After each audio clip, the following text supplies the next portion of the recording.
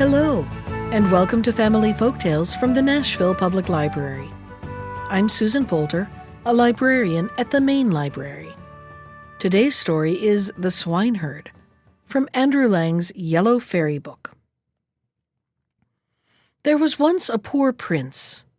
He possessed a kingdom which, though small, was yet large enough for him to marry on, and married he wished to be. Now, it was certainly a little audacious of him to venture to say to the emperor's daughter, "Will you marry me?" But he did venture to say so, for his name was known far and wide. There were hundreds of princesses who would gladly have said yes. But would she say the same? Well, we shall see. On the grave of the prince's father grew a rose tree, a very beautiful rose tree. It only bloomed every 5 years, and then bore but a single rose, but oh, such a rose! Its scent was so sweet that when you smelt it you forgot all your cares and troubles. And he also had a nightingale which could sing as if all the beautiful melodies in the world were shut up in its little throat. This rose and this nightingale the princess was to have, and so they were both put into silver caskets and sent to her. The emperor had them brought to him in the great hall, where the princess was playing "Here Comes a Duke a-Riding" with her ladies-in-waiting. When she caught sight of the big caskets which contained presents, she clapped her hands for joy. "If only it were a little pussy-cat," she said. But the rose tree with a beautiful rose came out. "But how prettily it is made," said all the ladies-in-waiting. "It is more than pretty," said the emperor. "It is charming." But the princess felt it, and then she almost began to cry. "Ah, Papa," she said, "it is not artificial, it is real." "Ah," said all the ladies-in-waiting, "it is real." "Let us first see what is in the other casket before we begin to be angry," thought the emperor.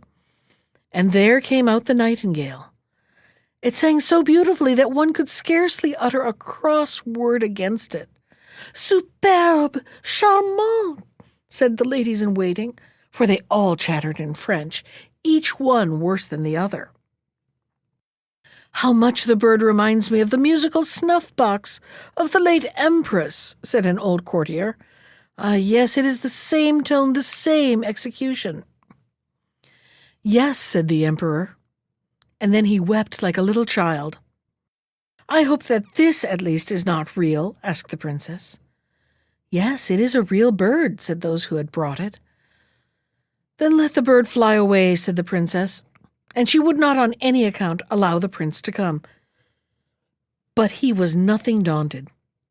He painted his face brown and black, drew his cap over his face, and knocked at the door. "Good day, Emperor," he said. "Can I get a place here as a servant in the castle?" "Yes," said the emperor, "but there are so many who ask for a place that I don't know whether there will be one for you. But still I will think of you. Stay, it has just occurred to me that I want someone to look after the swine, for I have so many of them." And the prince got the situation of imperial swineherd. He had a wretched little room close to the pigsties. Here he had to stay, but the whole day he sat working, and when evening was come, he had made a pretty little pot. All round it were little bells, and when the pot boiled, they jingled most beautifully, and played an old tune. "Where is Augustus, dear? Alas, he's not here, here, here." But the most wonderful thing was that when one held one's finger in the steam of the pot, then at once one could smell what dinner was ready in any fireplace in the town. That was indeed something quite different from the rose. Now the princess came walking past with all her ladies-in-waiting, and when she heard the tune, she stood still and her face beamed with joy, for she also could play "Where is Augustus, dear?" It was the only tune she knew. but that she could play with one finger. "Why, that is what I play," she said. "He must be a most accomplished swineherd. Listen, go down and ask him what the instrument costs." And one of the ladies in waiting had to go down, but she put on wooden clogs. "What will you take for the pot?" asked the lady in waiting. "I will have 10 kisses from the princess," answered the swineherd. "Heaven forbid," said the lady in waiting. "Yes, I will sell it for nothing less," replied the swineherd. "Well, what does he say?" asked the princess. "I really hardly like to tell you," answered the lady in waiting. "Oh, then you can whisper it to me." "He is disobliging," said the princess, and went away. But she had only gone a few steps when the bells rang out so prettily. "Where is Augustus, dear? Alas, he's not here, here." "Listen," said the princess. "Ask him whether he will take 10 kisses from my ladies in waiting." "No, thank you," said the swineherd. 10 kisses from the princess, or else I keep my pot." "That is very tiresome," said the princess, "but you must put yourselves in front of me so that no one can see." And the ladies in waiting placed themselves in the front and then spread out their dresses. So the swineherd got his 10 kisses, and she got the pot. What happiness that was! The whole night and the whole day the pot was made to boil.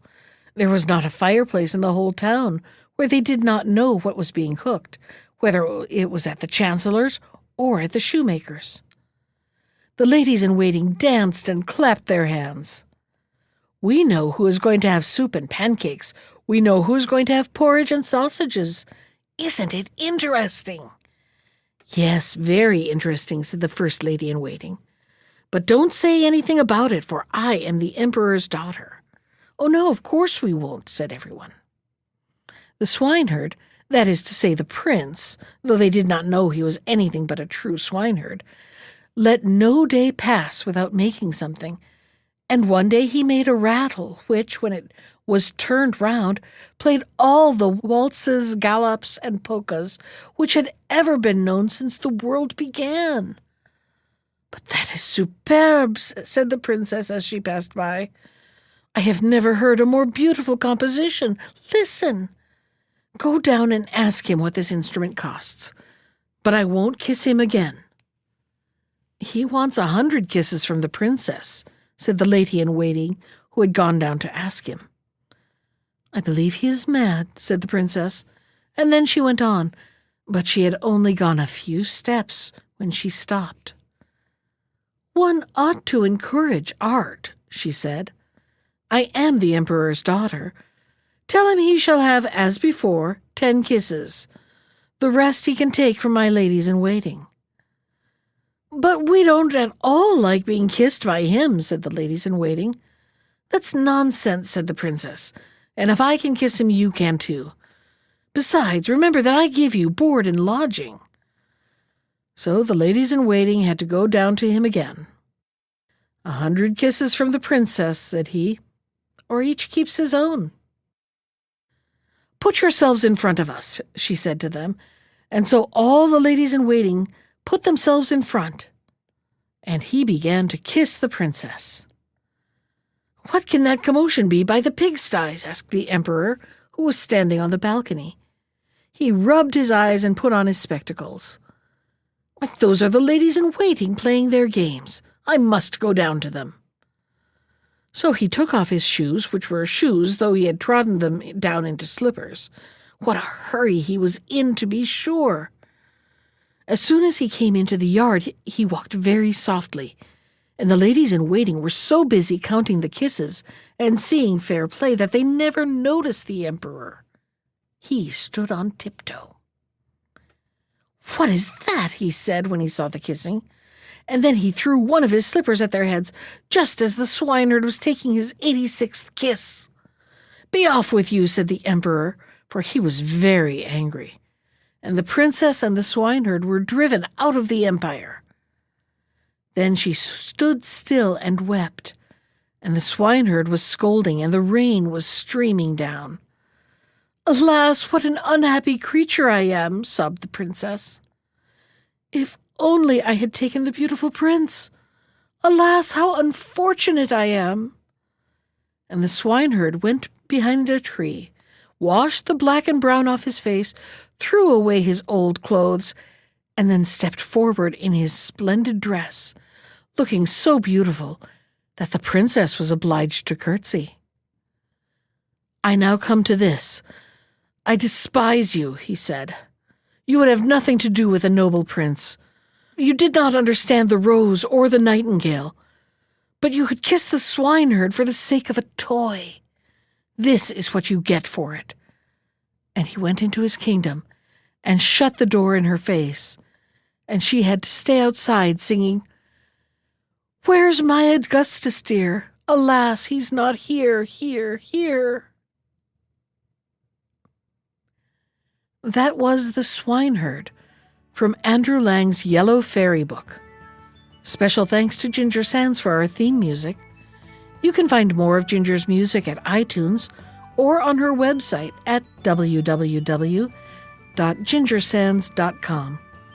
And if you'd like to comment on today's story, send me an email. I can be reached at susan.poulter, that's Poulter, @nashville.gov. Thanks for listening.